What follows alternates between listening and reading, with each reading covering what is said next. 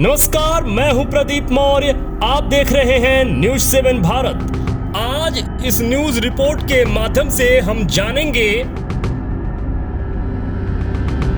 भारत में जाति व्यवस्था कब और क्यों बनाई गई, कब लोगों को जातियों में विभाजित किया गया, क्या सम्राट चंद्रगुप्त मौर्य एक जाति व्यवस्था के अंतर्गत आते थे, क्या मौर्य जाति थी, गौतम बुद्ध किस जाति के थे, या गौतम बुद्ध के समय जाति व्यवस्था थी ही नहीं। इन सभी विषयों पर विस्तार से तथ्य और तर्कों के साथ चर्चा करेंगे और पूरी तरीके से ये समझ पाएंगे कि असल में भारत में जाति कब, क्यों, कैसे, किन लोगों ने बनाई और किस लिए बनाई। और इस न्यूज़ रिपोर्ट के अंत में हम आपको बताएंगे कि इस जाति व्यवस्था को जड़ से कैसे समाप्त किया जा सकता है और किस प्रकार पुनः भारत को बुद्धमय बनाया जा सकता है। वही बुद्धमय भारत जिसमें अखंड भारत का निर्माण हुआ, वही बुद्धमय भारत जिसमें भारत को विश्वगुरु कहा जाता था, वही सम्राट अशोक का बुद्धमय भारत जिसमें भारत को सोने की चिड़िया कहा जाता था।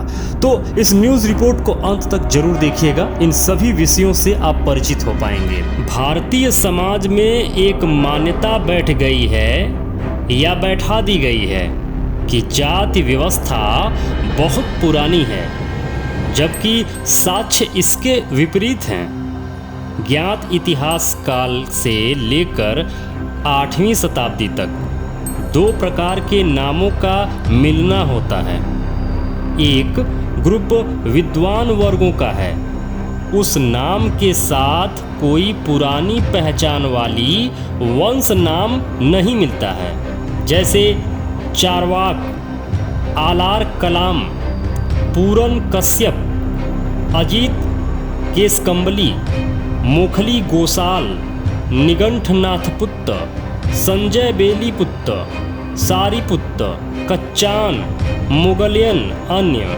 वहीं दूसरा ग्रुप छोटे बड़े सम्राटों का मिलता है, जिसमें सभी नामों के साथ वंश परंपरा लिखा हुआ मिलता है, जैसे 16 जनपद हर्यक वंश, शिशुनाग वंश, नंद वंश, मौर्य वंश, शुंग वंश, कण्व वंश, शक वंश, पल्लव वंश, कुषाण वंश, सातवाहन वंश, गुप्त वंश, हुण वंश, वर्धन वंश, पाल वंश। लेकिन जाति नाम दोनों में से किसी में नहीं लिखा है। दूसरी बात, भारत में 8वीं सदी तक की बोली भाषा पाली थी और पाली भाषा की डिक्शनरी में जाति का अर्थ जन्म होता है। मैं फिर से एक बार कहना चाहूँगा कि पाली भाषा की डिक्शनरी में जाति का अर्थ जन्म होता है। आज वाली जात पात कास्ट का कोई जगह नहीं था उन प्राचीन बौद्धमय भारत में। फिर यह वंश परंपरा का नामकरण क्या है, आइए जानते हैं।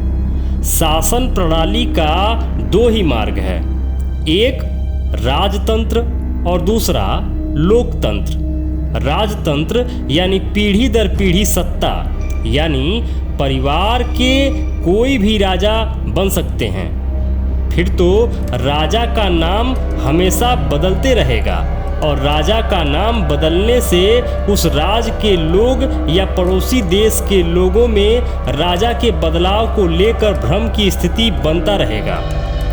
इसी भ्रम को बचाने हेतु राजतंत्र में सत्ता प्राप्ति के बाद हर शासक ने अपना पहचान को एकीकृत करने हेतु वंश का नामकरण किया था।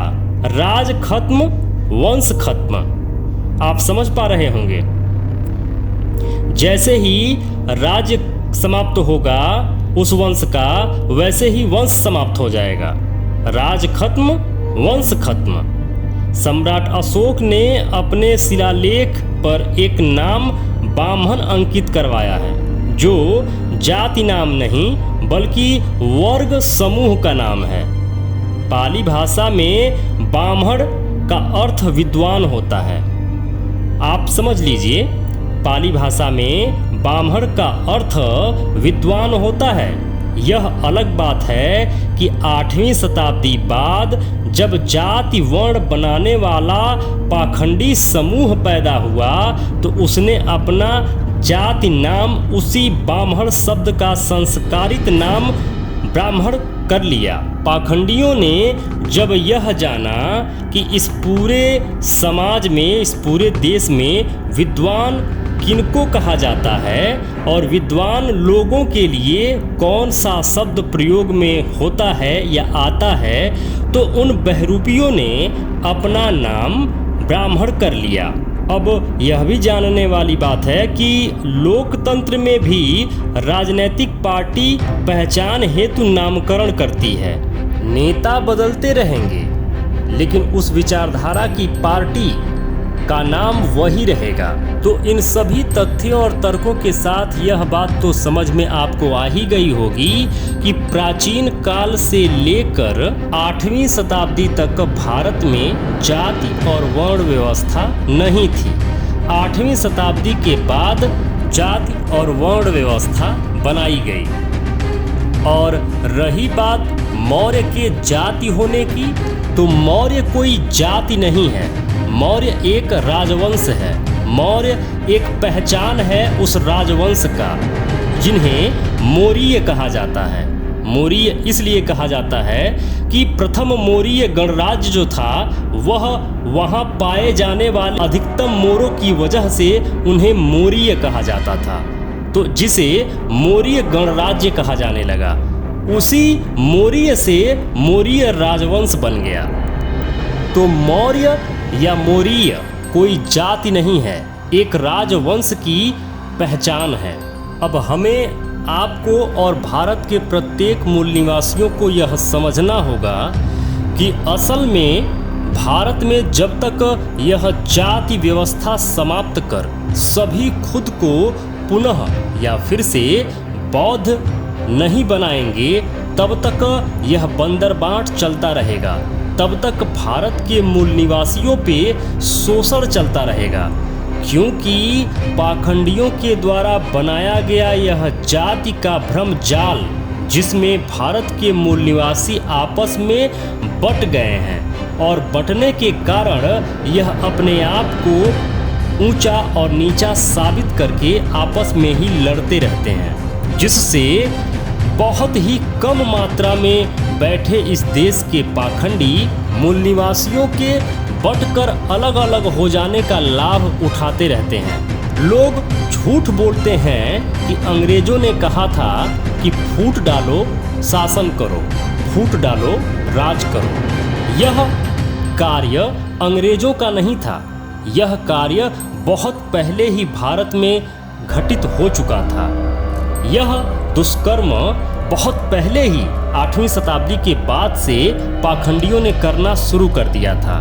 भारत के भोले भाले मूल निवासियों को जातीय व्यवस्था में बांटना शुरू कर दिया था। और यह टेक्निक अंग्रेजों का नहीं है, यह टेक्निक पाखंडियों का है, जिन्होंने 8वीं शताब्दी बाद भारत के मूल निवासियों को बांटकर वही टेक्निक का इजाद किया, फूट डालो राज करो। मेरे मित्रों, यदि आप चाहते हैं कि भारत पुनः बुद्धमय बने, तो आप एक बौद्धिस्ट संगठन जो भारत के बुद्धमय भारत बनने के लिए निरंतर कार्य कर रहा है, राष्ट्र रक्षा संघ, इस संगठन से आप जुड़ जाइए।